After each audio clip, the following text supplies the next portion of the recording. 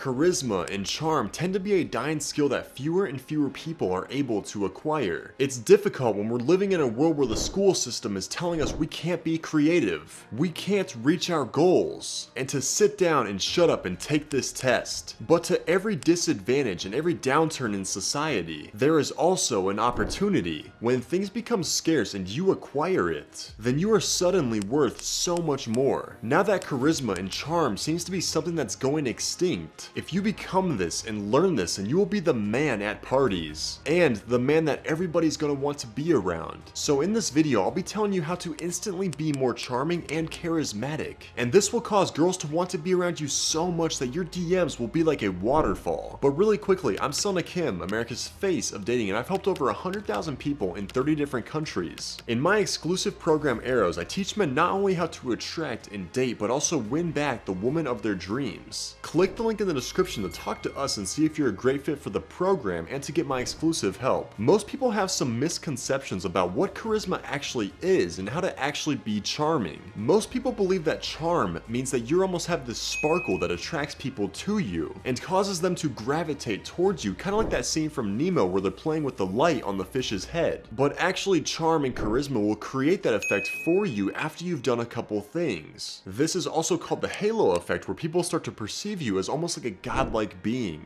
The reason that charm and charisma are so difficult to master is because people are so inwardly focused on themselves. They are so selfish and only focused on pleasing themselves, not wanting to pay for their friends because they want to penny pinch and save up money so that they can buy this new car or whatever. It is no surprise that the most charming people in the world also understand one simple concept. The concept of people's favorite topics are themselves. I learned this from the book How to Win Friends and Influence People, which is a good book, but I feel like almost like it's outdated a little bit. But the one great thing I learned from this book is that people's favorite topics are themselves. If a person's favorite topics are themselves, then this tells you a lot about human beings and how to charm them. And of course, this can be used for bad things, so I'm trusting you guys with this information. Charming is when you can make them feel wanted or special or unique. And also the biggest key is making them feel important. The best part about this is that you can charm both men and women. And of course, when you're trying to make a woman attracted to you, then you'll switch up the vocab just a little bit. Versus if you're talking to a guy and you want him to be friends with you. But let's talk about first how to charm guys into being friends with you, and then after how to charm women to be obsessed with you. So when I was back in university, I was learning this stuff from my mentor Letter J. He was teaching me all the little tricks to manipulation and attraction, and most importantly, charm. And of course, if you want to know all those little tricks, then check out my book Waking the Core of Man, where I talk about all those little things that will make you way more charismatic. But there was this guy at university, and I also had this friend named Lewis, and I met this guy through Lewis. And we were in his room just chilling one night with a bunch of people, but someone ended up putting bubble gum in this guy's bed. And it wasn't me, but I was kind of like the outlier of the group, so everybody blamed it on me. To this day, I have no idea who did it, but it got blamed on me anyways. And I found out when they were talking behind my back to Lewis. I was like, whatever. I found out that this guy who hosted hated me now because he thought that I put gum in his bed. And he woke up and it was like sticking and whatever. But Lewis's birthday was a few months later, and I found out that this guy was going to be there. And I knew he hated me for something I didn't even do.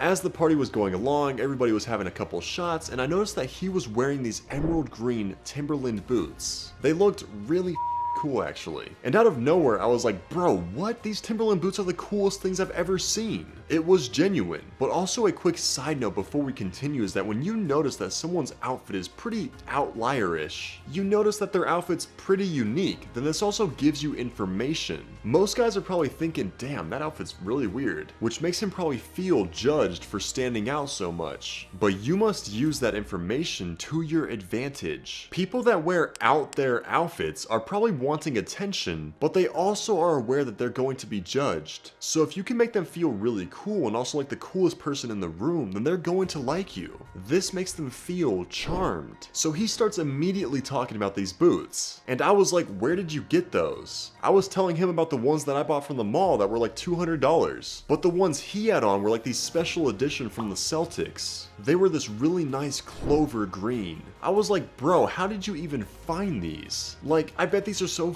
rare. People love talking about their things because they take pride in what they buy. And then he started showing me these ruby red version of these shoes that he had that were even rarer than these. And now that even gave me more information. If someone literally has a pair of shoes that they took a picture of on their phone, what does that tell you? They take pride in their shoe collection. They probably have a shoe collection, but they probably don't share it with most people because most people would perceive it as weird. But I complimented that insecurity and it ultimately turned things around so fast. I talked about like 2% of the entire conversation about the boots that I had, and him about 98% of the entire conversation about him. And then he was like, honestly man, like I hated you because everyone said that you put gum on my bed as a prank. But after talking to you, I just don't think that you would do that. You're actually a really cool guy. He liked me, but he literally knew nothing about me because he talked the entire time. It's just because I made him feel so cool and that he was above everybody else because of his cool shoe collection. Little did he know I put that gum there all along.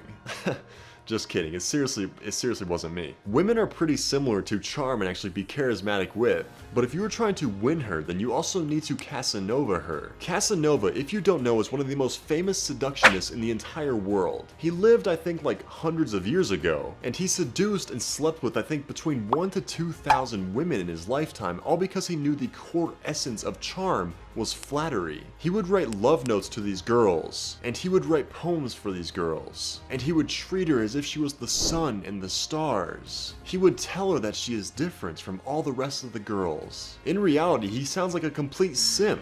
But there was this shadow side to the woman, a side to her that felt flattered that a man would take such a liking to her, that a man looked her in the eyes and listened to her as if she was the only woman in the world, who kissed her as if it was the last time. No man had ever been that passionate with her before, and as soon as he would get her into the bedroom, he would just leave and move on to the next girl. But you don't have to write her a poem or a love song or a note or whatever to make her feel attraction for you. Casanova is simple. For example, one of the most successful clients in my program, Arrows, made the hottest girl at his work fall for him. She knew that there was this drama between him and these other girl co-workers, and she would bring that up and say, I know the history between you and Claire and all these other girls. And I told him to keep his frame and respond like, baby, what do these other girls have to do with us? And she would be like, there is no us. And he would be like, those other girls don't matter. I'm only focused on you. Yes, we may have other people interested in us, but you're my one and only. Her frame would crack and she'd be like, you're so dumb. And if you need help with flirting, then make sure you watch all of our other playlists on how to actually do that here on YouTube. Charm and charisma is simply about making that person feel a feeling that they've never felt before when they're around you. For example, beautiful or special or important, etc. And once you know how to do that, then you will be the most charming person in the room. That is how to instantly be more charming and charismatic. If you want to know more about how to flirt over text or in person, then make sure you watch all of our other videos. And tell me in the comments what you guys want to hear more about. I'm Selna Kim, America's face of dating, and I'll see you in the next video.